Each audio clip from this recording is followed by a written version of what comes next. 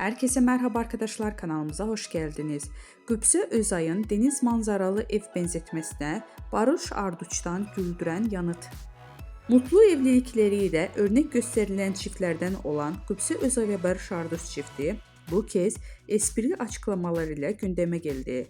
Özay'ın YouTube programında yaptığı samimi yorum sosyal medyada konuşulurken Arduç da gelen sorular üzerine eşiyle ilgili sözlere eğlenceli bir şekilde karşılık verdi. Özel hayatlarını gözlerden uzak sürdürmelerine rağmen uyumları ve enerjileriyle sık sık gündemde yer alıyorlar. Başarılı oyuncu senarist Qübsə Özay konuk olduğu bir YouTube programında hayranlarından gelen yorumları yanıtladı. Bir takipçisi Qübsə her sabah kocama bak be diyordum şeklinde bir yorum yapmıştı. Özay ise esprili bir dille şöyle yanıt verdi. Bir ara diyordum, artık demiyorum.